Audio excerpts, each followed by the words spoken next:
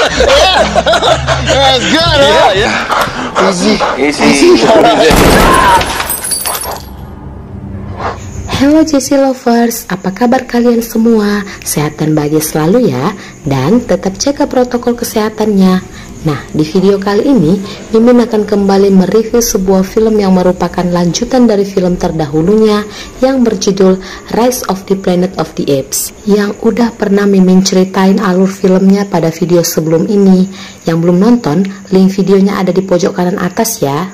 Film keduanya kali ini berjudul Dawn of the Planet of the Apes yang rilis pada tahun 2014 dan disutradarai oleh Matt Reeves.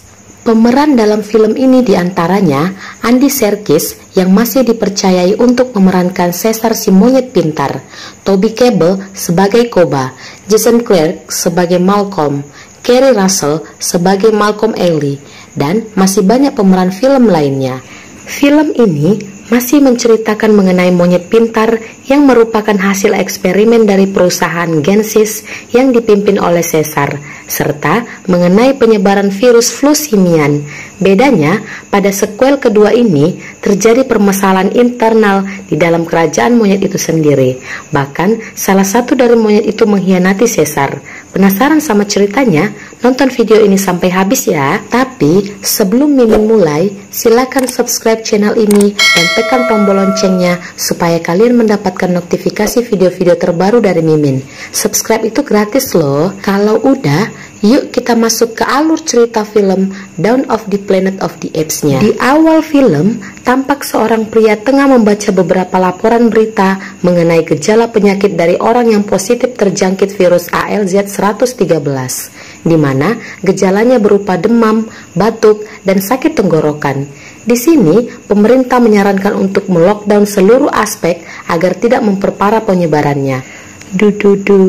Gejala-gejala ini udah kayak virus yang tengah jadi trending topik di seluruh dunia ya guys.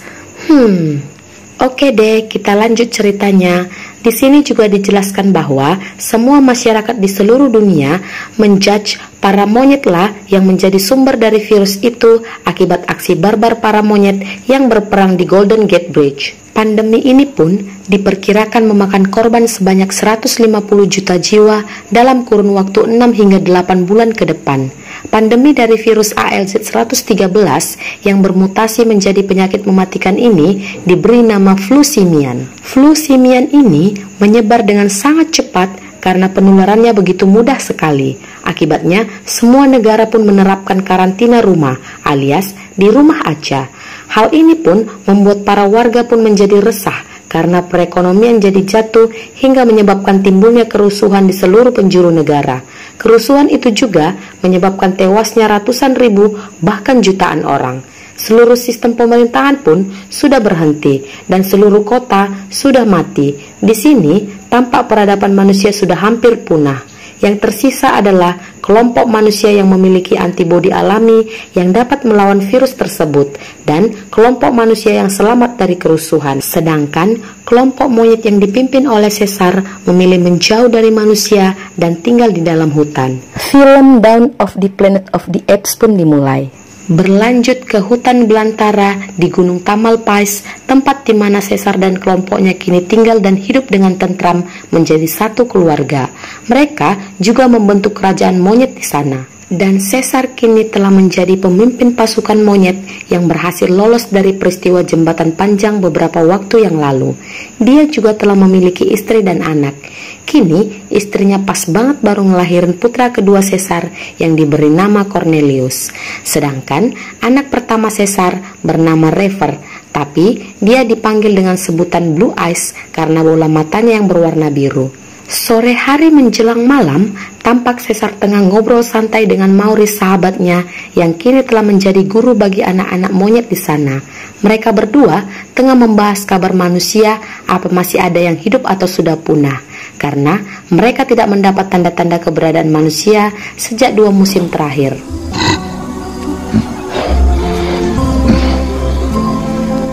Keesokan harinya, Blue Eyes bersama dengan Ash, putra dari Rocket, pulang dari memancing ikan. Tiba-tiba, mereka dikejutkan oleh kemunculan seorang manusia di sana, dan pria itu bernama Carver. Karena takut, Carver pun langsung menembak Ash. Mendengar suara tembakan, teman-teman Carver pun datang. Begitu juga dengan kawanan monyet. Di sini, tampak Malcolm tengah berusaha menjelaskan pada kawanan monyet bahwa mereka tidak memiliki niat buruk. Akan tetapi, Caesar sangat marah karena anggotanya ada yang ditembak. Okay, we're going. Disitulah untuk pertama kalinya para manusia bisa mendengar Caesar bisa bicara.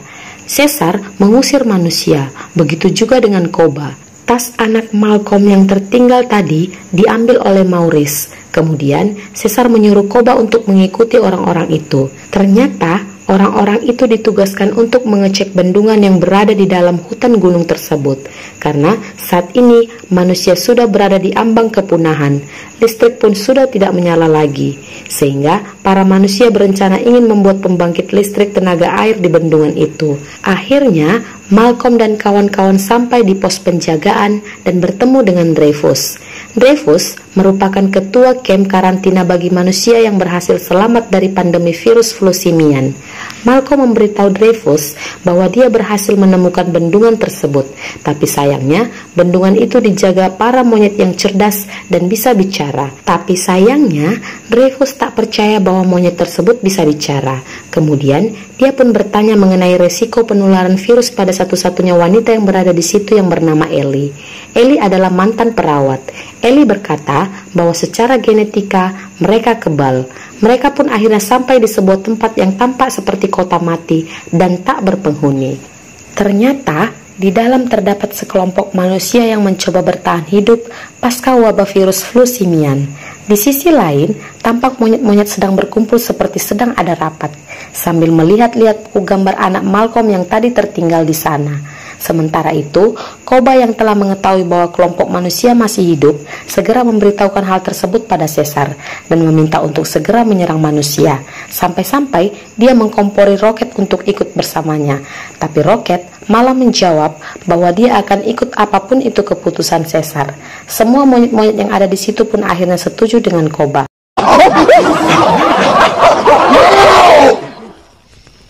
Seketika itu juga suasana jadi ribut, tapi Caesar menolak ide Koba dengan berkata tidak, sehingga membuat monyet-monyet itu pun langsung terdiam. Caesar berkata dengan bijak, kalau mereka berperang lagi, maka mereka akan kehilangan rumah, keluarga, dan masa depan mereka. Keren ya guys pemikiran Caesar ini. Lalu Koba mulai bercerita kepada Caesar bahwasannya dia dendam pada manusia akibat perlakuan mereka dulu padanya. Dan dia pun sangat ingin menunjukkan kekuatan monyet yang sebenarnya di depan para manusia. Keesokan paginya, Caesar dan pasukan monyet pun datang ke tempat karantina manusia. Mereka datang dengan bersenjatakan tombak. Melihat itu, semua penghuni karantina pun jadi panik. Begitu juga dengan Malcolm dan Dreyfus. Kedatangan mereka ke situ hanya untuk memperingatkan manusia bahwa monyet tidak ingin berperang dengan manusia, tapi mereka akan melakukan perlawanan jika terpaksa. What war will fight if we must? Do not come back.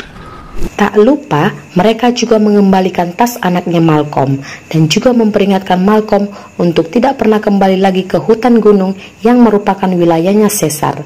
Dan akhirnya, Caesar dan pasukannya pun pulang. Akibat kejadian itu, seluruh penghuni karantina menjadi panik dan Dreyfus pun mencoba untuk meyakinkan mereka dan berkata, kalau pasukan monyet datang kembali, pasukan mereka akan siap dengan persenjataan yang lebih lengkap untuk melawan mereka. Dia juga akan tetap berusaha untuk mendapatkan daya listrik untuk dapat mencukupi kebutuhan listrik di tempat itu, sehingga dapat menyalakan alat komunikasi untuk dapat menemukan manusia yang masih tersisa lainnya.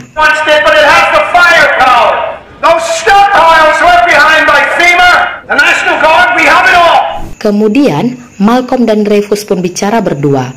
Dreyfus berkata bahwa bahan bakar di tempat mereka hanya bisa bertahan untuk 2 minggu lagi, sehingga tak ada cara lain selain harus melawan pasukan monyet tersebut. Lalu Malcolm meminta izin pada Dreyfus untuk dapat kembali ke hutan gunung itu lagi dalam waktu 3 hari.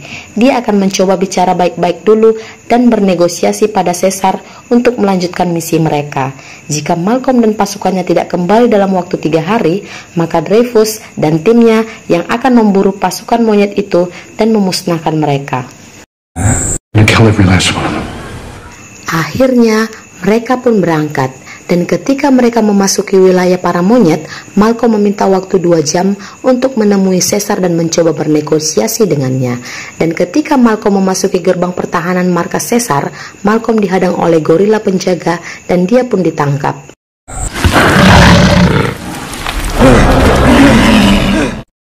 Kemudian Malcolm pun digotong paksa sampai ke dalam, dan ketika sampai di hadapan Caesar, Malcolm bermaksud menunjukkan sesuatu kepada Caesar, tapi di sini Koba mencoba untuk menusuk Malcolm dari belakang.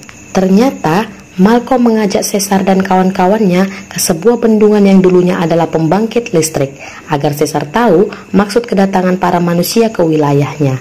Akan tetapi, setelah kejadian pandemi, bendungan itu pun tidak berfungsi lagi, sehingga harapan manusia untuk kebutuhan daya listrik hanya berada pada bendungan itu saja. Dan ternyata, Caesar mengerti semua hal yang telah dijelaskan oleh Malcolm tadi.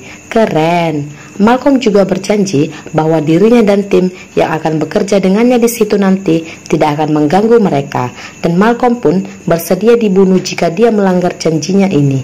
Akhirnya, Caesar memberikan izin kepada Malcolm dan timnya, sementara orang-orang yang menunggu Malcolm di mobil tampak ketakutan melihat monyet-monyet pada mendekati mereka. Tapi ternyata, monyet-monyet itu hanya mengantar Malcolm sampai kembali ke timnya. Dan sebagai syarat, Caesar meminta seluruh senjata mereka agar diserahkan padanya selama mereka bekerja di wilayahnya. Ketika malam tiba, Koba kembali melayangkan protesnya pada Caesar. Alasan Caesar memperbolehkan Malcolm bekerja di tempat itu karena Malcolm kelihatan sangat putus asa, sehingga Caesar jadi tak tega melihatnya. Baik banget sih Caesar ini guys. Walaupun Caesar mencoba menjelaskan panjang kali lebar pada Koba, tapi Koba tetap saja bersikeras menginginkan perang dengan manusia, sehingga membuat Caesar menjadi kesal dan berdiri di depan Koba. Human work.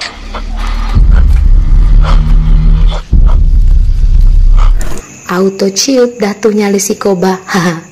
Dan dia pun langsung meminta maaf pada Caesar.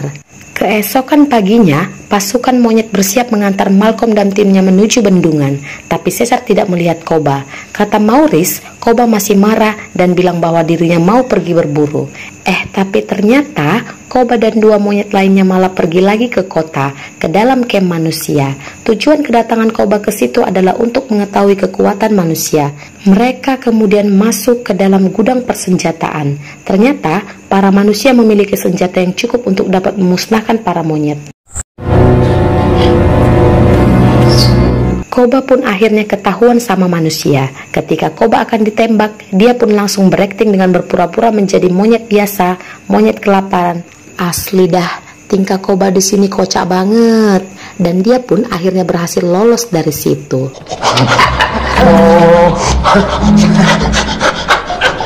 You lost? Trying to get home? Get out of here, stupid monkey! Kemudian Koba pun segera pulang dan hendak memberitahukan semua hal yang dilihatnya tadi pada Caesar. Sementara itu di bendungan terjadi insiden, di mana tim Malcolm tertimpa reruntuhan akibat ledakan, dan untungnya mereka diselamatkan pasukan monyet. Malcolm pun berterima kasih pada Caesar atas bantuan mereka. Brace yourselves. 2, 1.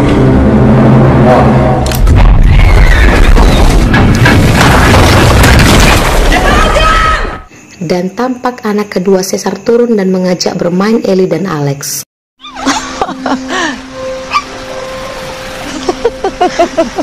Tapi Carver yang membenci monyet tampak sangat marah ketika adik Blue Eyes tak sengaja menemukan dan membuka kotak senjata yang disembunyikan Carver di dalam kotak perkakas, sehingga terjadilah keributan di situ. Carver kemudian menodongkan senjatanya ke arah Blue Eyes. Caesar pun segera datang dan mengambil senjata itu. Dia pun hampir saja membunuh Carver. Malcolm bilang dia tidak tahu apa-apa. Caesar jadi kecewa karena mereka masih ada yang membawa senjata. Dan akhirnya Caesar mengusir Malcolm dan kawan-kawannya.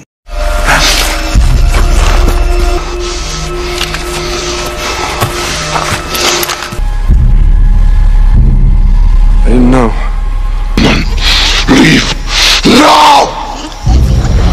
Setibanya di rumah, Caesar melihat kondisi istrinya yang semakin parah akibat pendarahan pasca melahirkan. Kebetulan, Malcolm dan Ellie datang dengan niat awalnya pengen mencoba meminta maaf dan ngomong baik-baik lagi sama Caesar.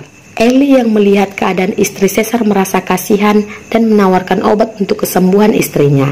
Akhirnya, Caesar mencoba percaya lagi pada manusia. Dia pun memberikan waktu 1 hari untuk menyelesaikan pekerjaan mereka dan para monyet juga akan membantu. Dan sebagai syarat terakhirnya, Carver yang membuat keributan diminta untuk keluar dari tim dan menunggu di dalam mobil. Singkat cerita, saat di bendungan Koba melihat Caesar dan para monyet tengah membantu pekerjaan Malcolm. Koba pun semakin marah dan segera mencari Caesar. Saking marahnya, Koba hampir saja menyerang Alex dan Maurice pun langsung menghadangnya. Koba tak terima karena Caesar lebih cinta pada manusia daripada monyet-monyet daripada anaknya sendiri. Mendengar hal itu, Caesar marah pada Koba dan dia pun langsung menyerang Koba dan hampir saja dia memburunya. Caesar love sons.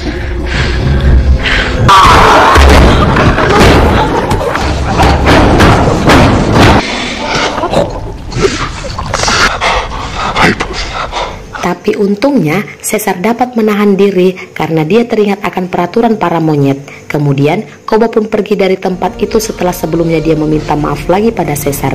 Dan Koba pun kini telah menyimpan dendam pribadi pada Caesar. Forgive me. Di sini, Blue Eyes juga tampak marah pada Caesar karena dirinya termakan sama omongan Koba yang coba mempengaruhinya. Keesokan harinya, Koba mencoba untuk datang lagi ke tempat uji coba senjata manusia. Tampak Koba tengah menghampiri 2 orang manusia penguji senjata yang sedang beristirahat. Lagi-lagi, Koba bertingkah konyol agar dia dapat mendekati 2 orang tersebut. Dan ketika mereka lengah, Koba langsung mengambil senjata milik mereka dan menembak mereka hingga tewas. Di sisi lain, tampak Malcolm telah berhasil menghidupkan daya listrik yang menjadi satu-satunya harapan untuk manusia yang masih tersisa.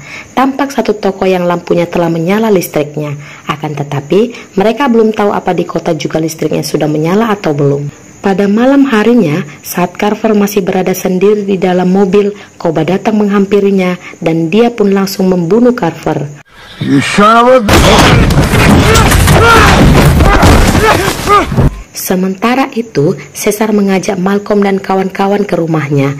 Lalu, dia pun menunjukkan sesuatu dan ternyata dari atas tempat Caesar, tampak listrik di kota telah menyala semua. Dan istri Caesar juga tampak sudah sehat kembali setelah diberi antibiotik. Ketika Caesar melihat ke bawah tebing, dia melihat Koba yang telah berkhianat dengan menembak Caesar dengan menggunakan senjata rampasannya, dan Caesar pun akhirnya seketika itu juga terjatuh. Blue Eyes menemukan senjata manusia dan melihat topi Carver. Dia pun mengira bahwa yang menembak ayahnya adalah Carver. Dan para monyet tampak marah pada manusia akibat adu domba dari Koba. Maurice pun menyuruh Malcolm dan kawan-kawan lari dari situ karena akan sangat berbahaya. Dan tanpa rasa bersalah, seketika itu juga Koba muncul dan langsung memprovokasi pasukan monyet dengan berkata bahwa Caesar mati karena ditembak oleh manusia yang juga telah membakar rumah mereka, dan mengajak untuk menyerang balik ke kota manusia demi membalaskan kematian Caesar. Kurang ajar banget ya guys, monyet yang satu ini minta ditabok juga nih kayaknya. Hade.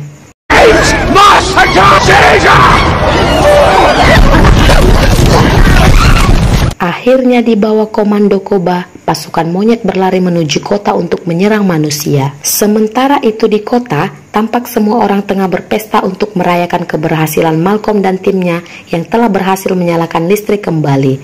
Tapi Dreyfus tampak sedih ketika mengenang anaknya yang telah tewas akibat virus flu simian. Di sini juga Koba tampak mengajari Blue Eyes untuk balas dendam. Dia juga memberikan senjatanya ke Blue Eyes. Singkat cerita, Koba dan pasukannya telah sampai di tempat penyimpanan senjata dan menyerang penjaga di sana untuk dapat mengambil alih gudang senjata. Dreyfus yang sedang berusaha menghubungi kelompok yang lain mendapat kabar bahwa pasukan monyet kini telah menguasai gudang senjata mereka. Mendengar hal itu, Dreyfus pun segera membunyikan alarm tanda bahaya. Kemudian, Dreyfus dan yang lainnya berjaga di pintu masuk kamp karantina dengan senjata yang lengkap dan bersiap untuk menembak para pasukan monyet yang akan datang. But that does not make them men. They are through these doors. Akhirnya, perang antara pasukan monyet yang dipimpin oleh Koba melawan para manusia tak dapat dihindari lagi. Pasukan monyet yang bersenjata terus saja menembaki pasukan Dreyfus yang mencoba bertahan dengan melakukan perlawanan dengan menembaki pasukan monyet. Banyak pasukan monyet yang tertembak dan terkena ledakan granat.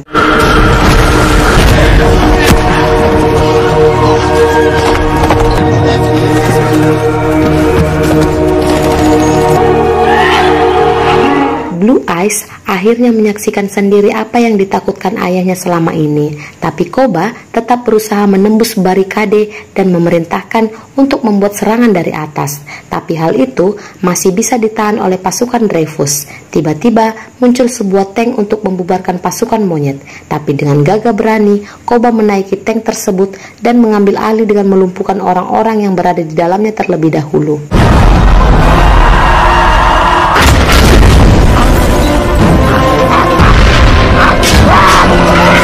Akhirnya, pasukan monyet berhasil memasuki kamp karantina tersebut dan menahan semua penghuninya dan mencoba mengejar manusia yang mencoba kabur. Melihat hal itu, Blue Eyes pun melarang Ash untuk ikut-ikutan. Di sisi lain, Malcolm, Ellie, dan Alex mencari Caesar. Mereka pun menemukannya. Ternyata, Caesar masih hidup. Lalu, mereka membawa Caesar masuk ke dalam mobil. Dan dalam kondisi masih tak berdaya, Caesar tetap memikirkan keselamatan anak dan istrinya. Di sini, tampak Malcolm masih mengira yang menembak Caesar adalah Carver, tapi Caesar malah bilang yang menembak dirinya adalah monyet juga.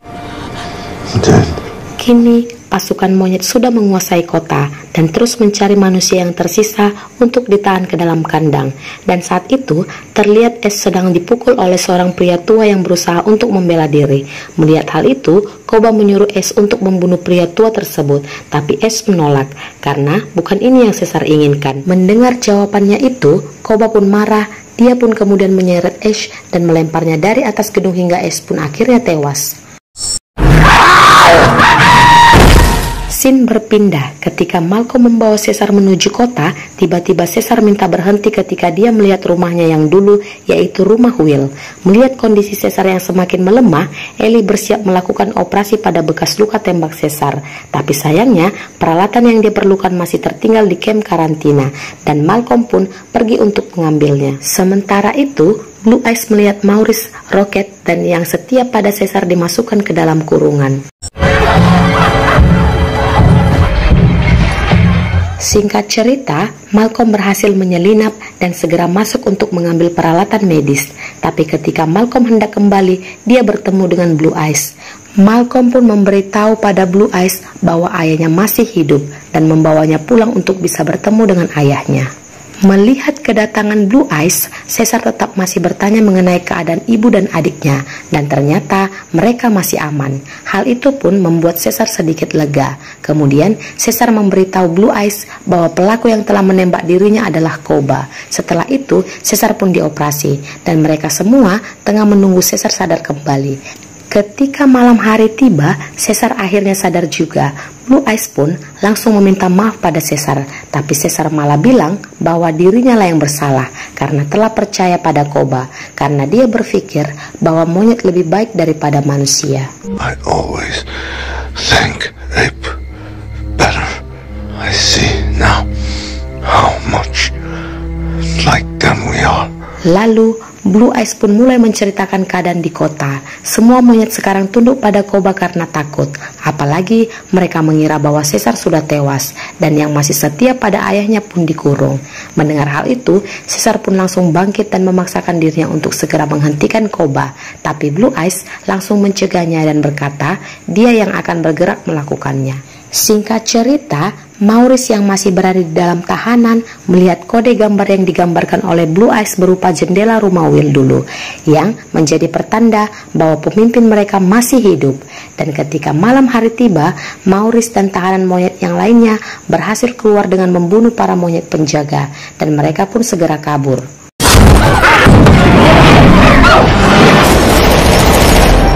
Sementara itu, Caesar tampak sedang mengenang memori masa kecilnya di rumah itu pada saat dia belajar bahasa isyarat bersama ayah angkatnya yang bernama Will.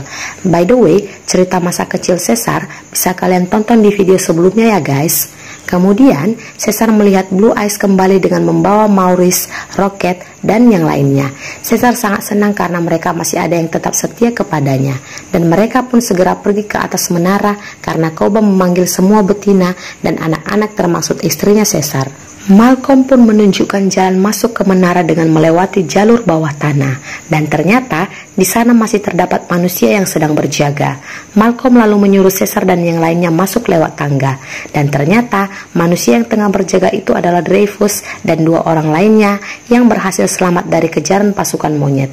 Di sana mereka masih berusaha mencari bantuan dari luar dan berencana akan merobohkan menara dengan bom yang sudah mereka pasang. Sementara itu, tampak Caesar dan pasukannya sedang menaiki menara dan akan segera bertemu dengan Koba. Malcolm tiba-tiba mengambil senjata dan menodongkan senjata tersebut pada Dreyfus. Malcolm memintanya untuk tidak meledakkan menara itu dan memberi kesempatan pada Caesar untuk menyelesaikan masalah ini. Di tempat lain, kemunculan Caesar di tempat itu membuat kaget pasukan monyet yang lainnya. Koba yang melihat Caesar akhirnya memberitahu bahwa pasukan monyet kini telah mengikuti Koba dan tidak mengikuti Caesar lagi. Mendengar hal itu, Caesar menantang Koba untuk bertarung one by one dengan tangan kosong tanpa senjata untuk dapat membuktikan siapa di antara mereka yang layak menjadi pemimpin pasukan monyet. Dan walaupun kondisi Caesar yang belum benar-benar pulih pasca operasinya kemarin, tapi dia tetap berusaha melawan Koba.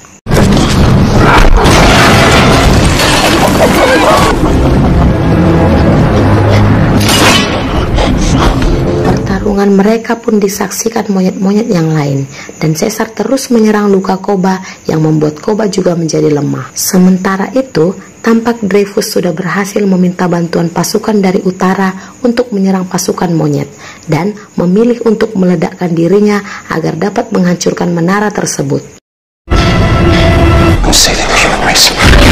Akhirnya, menara itu pun roboh dan membunuh banyak monyet sampai berjatuhan. Melihat hal itu, Caesar pun berusaha menolong, tapi Koba justru menembaki Caesar dan monyet yang lainnya, hingga banyak monyet yang mati akibat ulah Koba tersebut.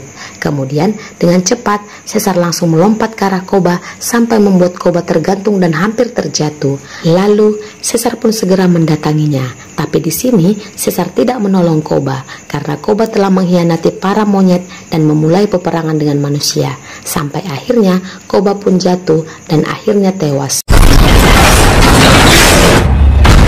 Kemudian, Caesar pergi menuju aula. Dia pun melihat para monyet betina sudah berdatangan. Malcolm yang menemui Caesar segera memperingatkannya bahwa mereka saat ini belumlah aman karena tentara dari utara akan tiba untuk menyerang pasukan Caesar. Tapi di sini Caesar sadar bahwa pasukan monyetlah yang sudah memulai peperangan hingga tak ada pilihan lain selain mereka harus melawan. Caesar pun meminta Malcolm dan keluarganya untuk segera pergi dari situ sebelum terjadi perang yang lebih besar lagi. They started war. And human will not forgive. I'm sorry, my friend. Film pun diakhiri dengan kembalinya sang pemimpin sejati yang sangat dihormati oleh semua rakyatnya. Dan kini, Caesar akhirnya bisa berkumpul lagi dengan keluarganya. Caesar dan pasukannya pun telah bersiap untuk berperang melawan manusia. Dan tamat.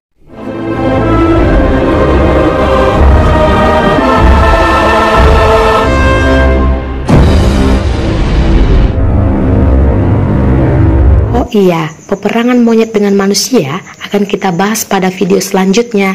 Ditunggu ya, jangan sampai kelewatan ya Jessie Lovers. Inti dari film ini sih, manusia dan monyet sama aja, ada yang baik dan ada yang jahat. Oke deh, demikian review film Dawn of the Planet of the Apes hari ini. Semoga kalian terhibur. Maaf ya jika ada kesalahan dalam penyampaian aku. Jangan lupa subscribe channel ini supaya semakin berkembang. See you at next my video. Bye bye.